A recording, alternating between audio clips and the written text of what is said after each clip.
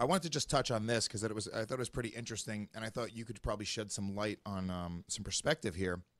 Ryan Bader, who just left the UFC for Bellator, and Bellator is picking up a lot of guys. Rory McDonald, Ben Henderson, Bader. I mean, these are legitimate top 5, top 10 guys that jumped ship, went over from the UFC to Bellator. Bellator is doing a pretty good job at slowly but surely, luring some of the bigger name and better skilled fighters over. What Bader said, though, one of the things that I thought was interesting, he said that he could make 3 to 4 times the money in sponsorship dollars at Bellator that he was making with the UFC. And this is his quote. He says, "It will be 3 to 4 times what I was getting with Reebok for sure." Bader, who's number 4 in USA Today, said, this is from MMA Junkie, by the way, "I had a couple really good blue chip sponsors that have stood by us through this whole Reebok deal that are still there, like the American Ethanols and things of that sort. Then we got some new sponsors coming on board. We're full for this fight." So yeah, here's the deal. The question for you, Mike, and is Bellator in that system better for some fighters? And if so, why is that? Right, hold on. Let me just make something abundantly clear, okay? And I don't mean this in any way, shape, or form, any disrespect to the fighters that you mentioned, and I'm happy for them all. But the reality of the situation is, and I want Bellator to go from strength to strength, and I want everybody to have the best career they can and make as much money as possible. But if you think for 1 second that any of the guys that have gone from UFC to Bellator have gone there because they were outbidded by the UFC, then you're a fool. They were gone there because the UFC don't want them anymore. And the UFC know they weren't needle movers. And I don't mean that. I'm not trying to be a dick.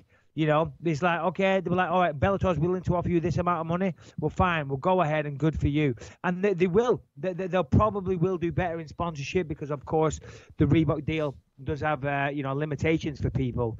And if you got a good agent, and they are big names, what you mentioned, Ryan Bader, Phil Davis, people like that, they can have a great career in Bellator, but the UFC and Viacom, the owning company, they do have deep pockets. But the UFC always have that right, I think, in the contracts to match the offer. So unless they wanted them people to actually walk away, then they wouldn't walk away. It's not like they got outbid on the marketplace.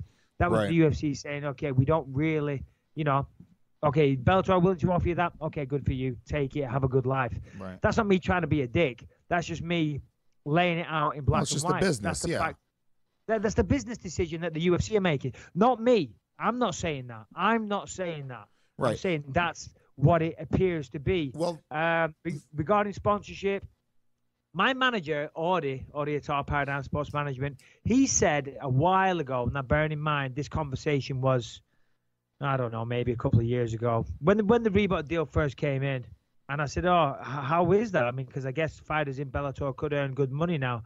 And he said, yeah, but it's not really there. It isn't crossing over like, the deals that were available for the UFC, they aren't automatically available just because you're fighting in Bellator. Right. The fees are reduced. They were buying into the UFC. They weren't buying into just the fighter. They were buying into the UFC exposure. Yeah. So, but who knows? Maybe that has changed because Bellator has grown. The roster's got better.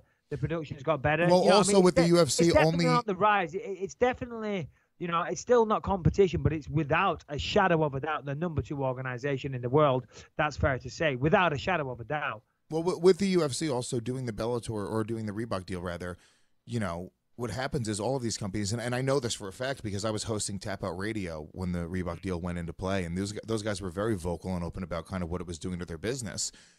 There's no other play now. So whereas, yes, I think before, at Bellator, companies weren't going to spend as much money because they weren't being exposed the same way. It wasn't that blue chip association the same way the UFC was.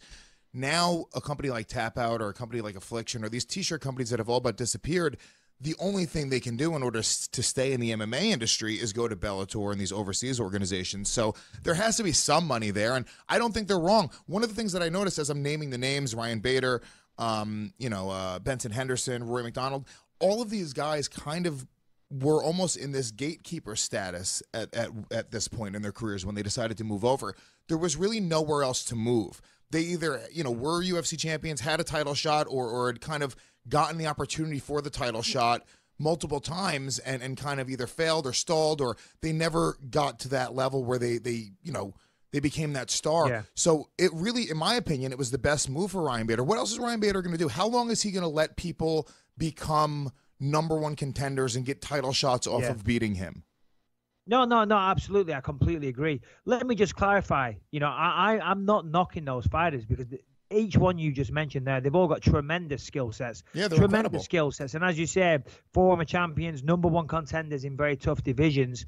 But you're right. I mean, it became apparent that they weren't going to win the title there. So for them, it is a good move. Go to Bellator, become a champion, earn more in sponsorship, have a better career, have a second career, if you will, after the UFC. So it makes sense. But also the UFC, it's a massive company. They have people that sit down and they have, algorithms, whatever you want to call it. They know exactly what worth each fighter brings to the table, and they offer their contracts accordingly. And if they're willing to let you walk away, there's a reason for that. I don't want to say what the reason is, but there's a reason for that. Right. Okay, let's get some questions. And real quick, this is from Raz from Manchester. Raz from Manchester wants to know, it's a question. All right, mate. What's going on, Raz? He says, hi, peeps. Great show. Keep up the good work. Question for Mike. I've noticed the middleweight division giving you shit. More specifically, the top 7 demanding that you owe them all a fight. Do you find it ironic that everyone in the top 7 is accusing you of ducking while they duck each other, fighting lower-ranked fighters in order to maintain their own rank? Surely the fights to make are Yoel versus Rockhold, Whitaker versus Mousasi, Jacare versus Weidman, while you make history against George St. Pierre. Even more ironic is that you waited a decade and fought everybody without failing a single drug test to earn your shot. You're not holding up the vision.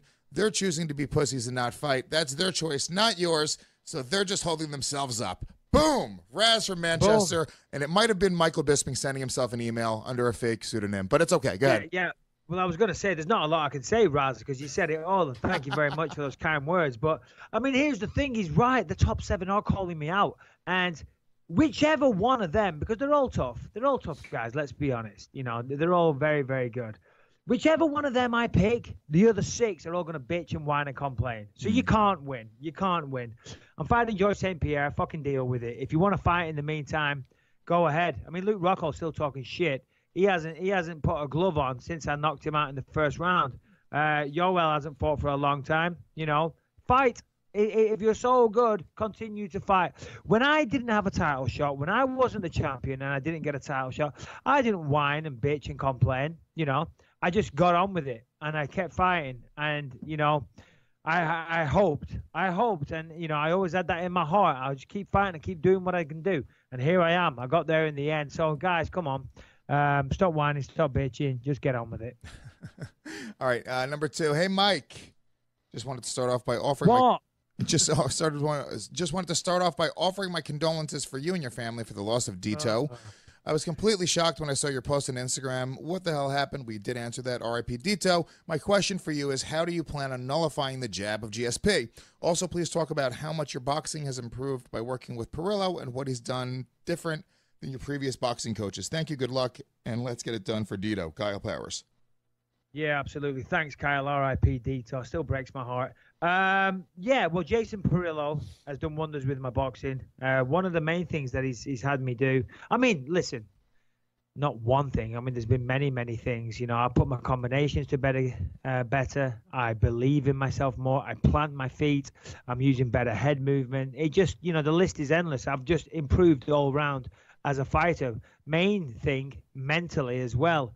But of course, physically and technically, much, much better. Jason understands the fight game and has such a great way of just relaying that information and getting the fighter to understand it. Me and Jason, we go there and we work the pads and we work the bag and whatever it's going to be. And I've said this on our radio show, but a lot of the best work that we do is after our training session. I've killed myself. I'm dripping wet in sweat.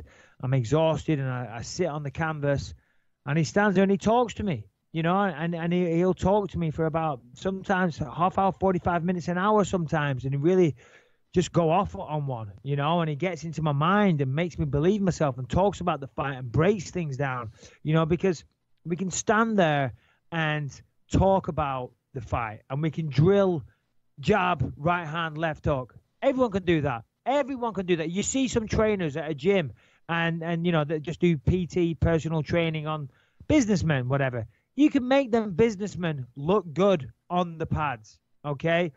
Doing it on the pads, but doing it in a real life, high pressure situation with millions of people watching you live is a very, very different thing, especially when that person's trying to knock you out, So repetition's great, but taking that work, what you do, and making it transcend into the real life, in a real life fighting environment, that takes something else. It takes years of practice, and it takes mental power, mental training, experience, many things. So Jason really gets into my mind, and we discuss many stuff, So yeah, that's the big thing with Jason there. Nullifying the jab of George St. Pierre. It's simple. Parry, motherfucker. Parry that jab. I see it coming. Boom. Parry. No good. No cigar. You've been impregnated by an alien, bitch. Boom. Put him on his back foot. Parry the jab. Jab him back. Put him on the back foot. Go forward. See, in the past, I would have backed up, worrying about that takedown. But now I'm going to go forward, have him on the back foot, have him worrying about left hook Larry, sending one to the dome. And I'll put him on that mothership and send him to Uranus. Yeah, just parry the jab, man. Parry. Head movement. Fakes. Just, have him guessing. What am I going to throw? Is it going to be a head kick? Is it a jab? Is it a right hand? I'm moving, herky-jerky. Go left, go right. He doesn't know what the fuck's going on. Next minute, he's been punched in the face. He's down on the floor, and he's off finding dinosaurs or whatever the fuck it is he does. Boom.